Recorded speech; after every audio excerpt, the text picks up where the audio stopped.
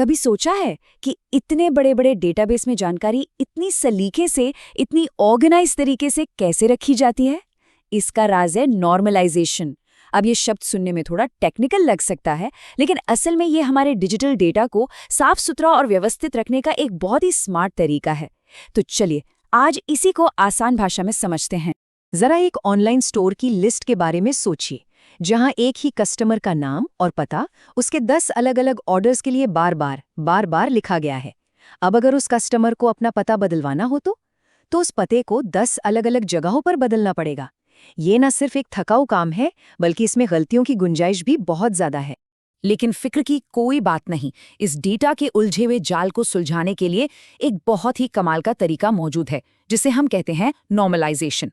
और यही वो कमाल की चीज है जिसके बारे में आज हम बात करने वाले हैं। तो सवाल ये उठता है कि ये नॉर्मलाइजेशन आखिर है क्या भला? इसे अपने डिजिटल घर की साफ सफाई जैसा समझ सकते हैं। ये एक ऐसा प्रोसेस है जो ये पक्का करता है कि डेटा अपनी सही जगह पर हो, बार बार रिपीट ना हो और हाँ, हमेशा भरोसेमंद और कंसिस्टेंट बना रहे। तो आखिर इतनी मेहनत करें क्यों? इस पूरी साफ सफाई का फायदा क्या है? चलिए देखते हैं कि ये प्रोसेस हमारे डेटाबेस को कैसे बेहतर, तेज और ज्यादा भरोसेमंद बनाती है। पहला और सबसे बड़ा फायदा, ये डुप्लीकेट डेटा को जड़ से खत्म कर देता है। सोचिए कितनी सारी स्टोरेज बच गई।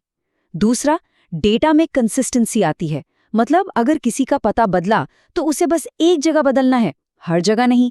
और तीसरा, एक साफ सुथरे डेटाबेस को मैनेज करना, मेंटेन करना बहुत आसान हो जाता है। हाँ, पर ये नॉर्मलाइजेशन कोई एक स्विच दबाने जैसा काम नहीं है।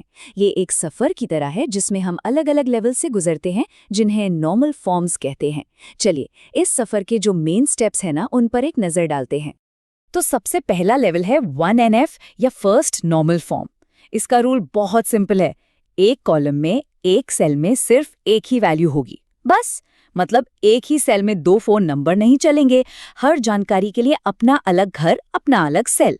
इसके बाद आता है 2NF। ये थोड़ा सा ट्रिकी है, पर इसका मतलब बस इतना है कि टेबल की हर जानकारी उसकी मेन आईडी यानी प्राइमरी की पर पूरी तरह से डिपेंड होनी चाहिए, उसके किसी आधे अधूरे हिस्से पर नहीं। और फिर आता है 3NF।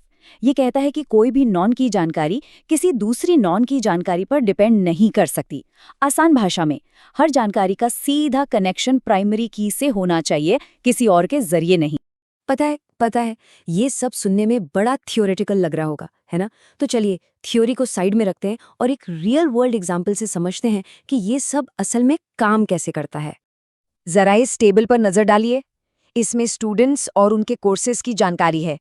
यहाँ साफ साफ दिख रहा है कि CS101 कोर्स और उसके इंस्ट्रक्टर डॉक्टर ट्यूरिंग का नाम बार बार रिपीट हो रहा है। और यही तो असली प्रॉब्लम है। सोचिए, अगर डॉक्टर ट्यूरिंग ने अपना नाम बदल लिया तो हमें हर एक रो में जाकर उसे अपडेट करना पड़ेगा। कितना झंझट है। तो यहीं पर नॉर्मलाइजेशन अपना कमाल दिखाता है।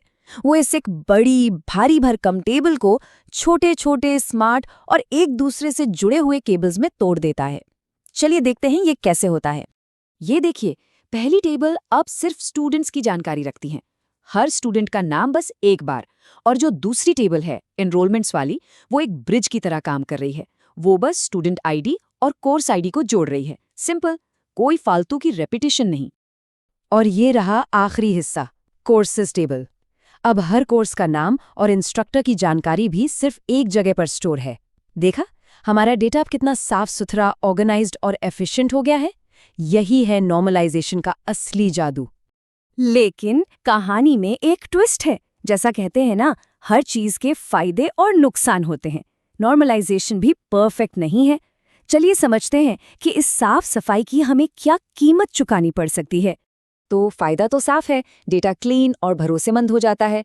लेकिन नुकसान ये है कि जब हमें सारी जानकारी एक साथ चाहिए होती है, जैसे ये पता करना कि जॉन स्मिथ कौन कौन से कोर्स ले रहा है और उनके इंस्ट्रक्टर कौन है, तो हमें इन अलग अलग टेबल्स को आपस में जॉइन करना पड़ता है। और जितनी ज्यादा टेबल्स उतने ही ज्यादा जॉइंस, और इससे कभी कभी डेटा को फेच करने की स्पीड थोड़ी धीमी हो सकती है। तो इस पूरी बातचीत का सार क्या है? अगर किसी इंटरव्यू में या कहीं भी कोई पूछ ले कि भाई ये नॉर्मलाइजेशन क्या है, तो उसे एक लाइन में कैसे समझाया जाए? चलिए वो एक लाइनर भी देख लेते हैं। ये लाइन याद रखनी है। नॉर्मलाइजेशन डेटाबेस को स्ट्रक्चर करने का एक प्रोसेस है जिससे डेटा रिडंडेंसी कम होती है और डेटा इंटेग्रिटी बढ़ती है। सिंपल शब्दों में कहें तो डेटा की गड़बड़ी कम और उस पे भरोसा ज्यादा।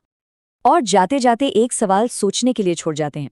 आज के इस बिग डेटा की दुनिया में जहां गूगल और फेसबुक जैसे बड़े बड़े प्लेटफॉर्म्स हैं और NoSQL जैसे नए डेटाबेस भी हैं जो स्पीड के लिए जानबूझकर डेटा को रिपीट करते हैं, तो क्या ऐसे में परफेक्ट नॉर्मलाइजेशन ही हमेशा हमारा गोल होना चाहिए या कभी-कभी थोड़ी बहुत डुप्लीकेसी स्पीड के लिए बेहतर हो सकती है? इस पर जरूर सोचिएगा। हमारे साथ जुड़ने